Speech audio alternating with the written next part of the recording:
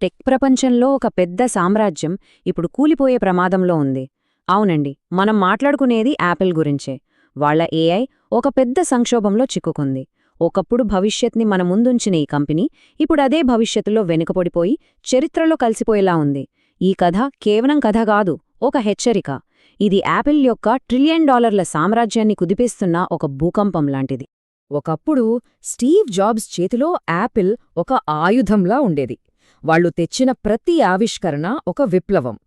సిరి వచ్చినప్పుడు అది టెక్ ప్రపంచం కంటే 4 సంవత్సరాల ముందుంది. కానీ ఈరోజు పరిస్థితి ఏంటి? అలెక్సా మన ఇంటిని శాసిస్తోంది, గూగుల్ మన ఆలోచనల్ని చదివేస్తోంది. మరి సిరి? ఈ ఏఐ యుగంలో అదొక పనికిరాని అసిస్టెంట్లా మిగిలిపోయింది. ఆవిష్కరణ ఆగిపోతే ఏం జరుగుతుందో చెప్పడానికి ఇదొక చేదుగుణపాఠం. మనందరం ఏఐ మన ఉద్యోగాలు తీసేస్తుందేమో అని భయపడుతున్నాం కదా. కానీ బహుశా మొదటి బాధితురాలు సిరీనే కాబోతోంది.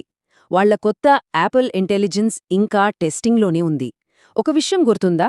టచ్ స్క్రీన్ల కాలంలో బ్లాక్బెర్రీ సెక్యూరిటీ అని పట్టుకుని ఎలా కూలిపోయిందో, ఇప్పుడు యాపిల్ కూడా అదే ప్రైవసీ అనే పంజరంలో ఇరుక్కుపోయిందా? ఇంతకీ వాళ్ల వ్యూహంలో ఉన్న ఆ ప్రాణాంతకమైన లోపమేంటి? కాని అస్సలు గేమ్ ఇంకా మొదలు కాలేదు. సరే, మొదటి పాఠంలోకి వెళ్దాం. ఏ కంపెనీ అయినా సరే తన మూలాలను ఎప్పుడూ మర్చిపోకూడదు. యాపిల్ సంక్షోభానికి బీజాలు వాళ్ల స్వర్ణయుగంలోనే పడ్డాయి. ఒకప్పుడు విప్లవాలకు మారుపేరుగా ఉన్న కంపెనీ ఈరోజు ఎందుకిలా దారి తప్పిందో ఒక్కసారి చూద్దాం. టెక్నాలజీతో మాట్లాడాలనేది దశాబ్దాల కల. సిరి ఆ కలను నిజం చేసింది. అది కేవలం ఒక ఫీచర్ కాదు, మనిషికి మెషీన్కి మధ్య ఉన్న అడ్డుగోడను బద్దలు కొట్టిన ఒక అద్భుతమైన క్షణం అది. కంప్యూటర్ మౌస్ ఎంత విప్లవాత్మకమో సిరి కూడా అంతే. మరి ఆ ఆశ, ఆ విప్లవం ఇప్పుడేమైపోయాయి? ఇప్పుడు గమనించండి. స్టీవ్ జాబ్స్ చేతిలో యాపిల్ ఒక విజన్ లాంటిది. ఆయన తెచ్చే ప్రతి ప్రోడక్ట్ ఒక కొత్త ప్రపంచాన్నే పరిచయం చేసేది. కానీ టిమ్ కుక్ వచ్చాక యాపిల్ ఒక ఫ్యాక్టరీలా మారిపోయింది. విప్లవాలు పోయి చిన్న చిన్న అప్డేట్స్ వచ్చాయి. ఏఐకేమో పెద్ద కలలు కావాలి, ధైర్యంగా ప్రయోగాలు చేయాలి. కాని ఫ్యాక్టరీలు కలలు కనువ కదా, అవి కేవలం ఉత్పత్తి చేస్తాయి. సరిగ్గా ఇక్కడే ఏఐ రేసులో వెనుకబడిపోవడానికి పునాది పడింది. ఇక్కడే మలుపు తిరిగింది. ఇక పాఠం 2, డబ్బు. ఏ వ్యాపారానికైనా ప్రాణం ఇదే. యాపిల్ ఏఐ స్ట్రాటజీలో ఒక టైం బాంబ్ దాగి ఉంది. అది వాళ్ల లాభాలనే పేల్చేయగలదు. దాని వెలకున్న టెక్నికల్, ఫైనాన్షియల్ రహస్యమేంటో ఇప్పుడు చూద్దాం.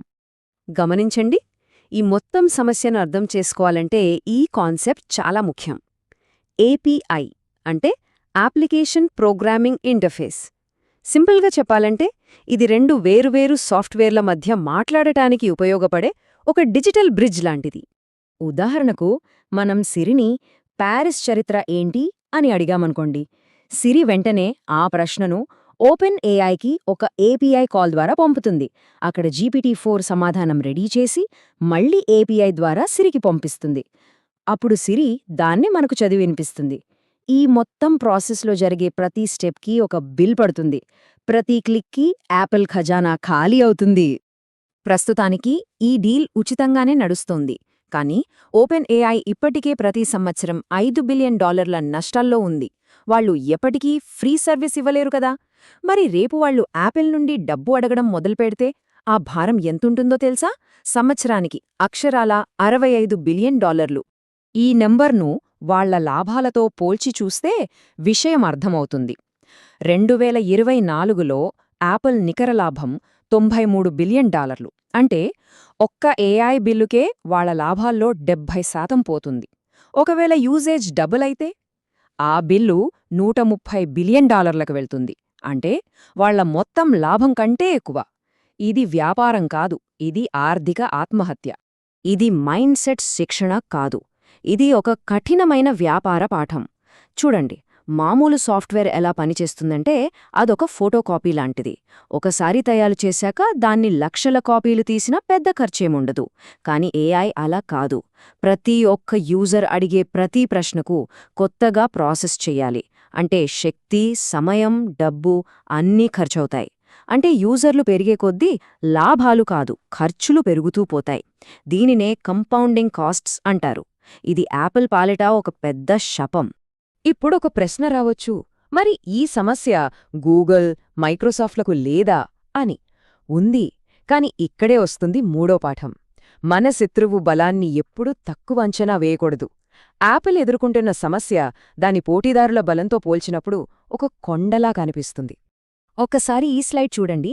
ఏఐ స్టాక్లో మోడల్, కంప్యూట్, డేటా, ప్లాట్ఫామ్ అని 4 ముఖ్యమైన లేయర్స్ ఉంటాయి. గూగుల్, మైక్రోసాఫ్ట్లు ఈ మొత్తం స్టాక్ను వాళ్ల సొంతం చేసుకున్నాయి. కాని యాపిల్ దగ్గర ఉన్నది కేవలం ప్లాట్ఫామ్ అనే పై లేయర్ మాత్రమే. ఇది చాలామందికి తెలియని పాయింట్. దీన్ని ఇంకోలా అర్థం చేసుకుందాం. గూగుల్ ఒక ఫ్యాక్టరీకి ఓనర్ లాంటిది. యంత్రాలు, ముడిసరుకు, పనివాళ్లు అన్నీ వాళ్లవే. మరి యాపిల్ అదే ఫ్యాక్టరీలో ఒక మెషిన్ను గంటల లెక్కన అద్దెకి తీసుకుంటోంది.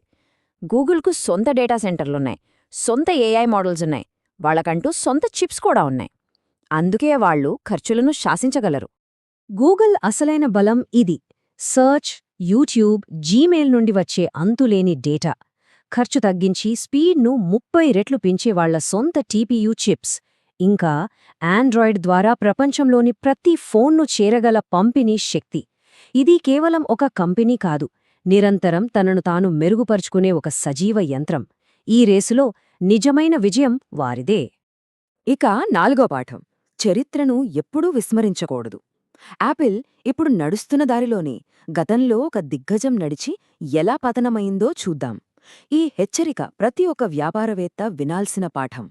2007 స్మార్ట్ఫోన్ మార్కెట్లో సగం బ్లాక్బెర్రీదే. కాని ఐఫోన్ అనే ఒక పెద్ద తుఫాను వచ్చినప్పుడు వాళ్లు దాన్ని ఒక చిన్న గాలివానలా కొట్టిపారేశారు. భవిష్యత్తు కళ్లముందే కనిపిస్తున్నా వాళ్లు చూడలేకపోయారు. కేవలం 6 ఏళ్లలో ఒక పెద్ద సామ్రాజ్యం ఒక బిజినెస్ స్కూల్ కేస్ స్టడీగా మారిపోయింది. 2016 కల్లా వాళ్ల కథ పూర్తిగా ముగిసిపోయింది. అహంకారం ఒక దిగ్గజాన్ని ఎలా కూల్చేస్తుందో చెప్పడానికి ఇంతకంటే పెద్ద సాక్ష్యం లేదు. ప్రపంచమంతా టచ్ స్క్రీన్లు, యాప్స్ అంటూ పరుగులు పెడుతుంటే బ్లాక్బెర్రీ ఏమందో తెలుసా? పర్లేదు, మేమిప్పటికీ ప్రపంచంలోనే అత్యంత సురక్షితమైన ఫోన్ను తయారు చేస్తాం అని చెప్పింది. వాళ్ల బలమంతా నమ్మకం, భద్రత. సరిగ్గా ఈరోజు యాపిల్ కూడా అవే మాటలు చెబుతోంది.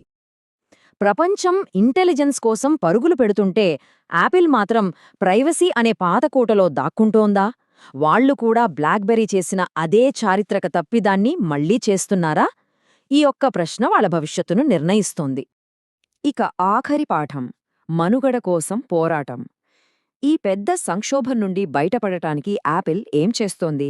వాళ్లు వేస్తున్న అడుగు ఒక కొత్త విప్లవం కాదు, అది కేవలం పడిపోకుండా ఉండటానికి చేస్తున్న ఒక ఆఖరి నిస్సహాయ ప్రయత్నం. యాపిల్ తనను తాను కాపాడుకోవడానికి 2 పొరల రక్షణ కవచాన్ని నిర్మించుకుంది. మొదటిది మన ఫోన్లోనే పనిచేసే ఆన్ డివైస్ లేయర్. ఇది చిన్న చిన్న పనులను చూసుకుంటుంది.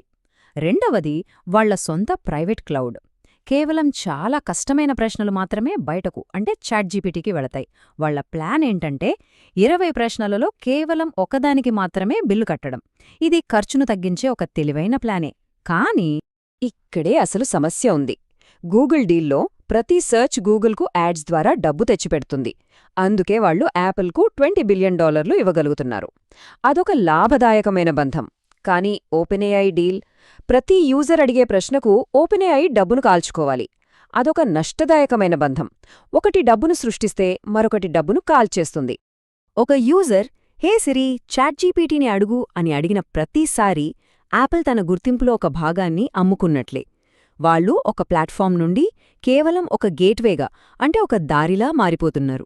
అసలైన తెలివంతా వేరే వాళ్ల చేతిలో ఉన్నప్పుడు ఐఫోన్ అనేది కేవలం ఒక పనికిరాని గాజుముక్కలాంటిదే.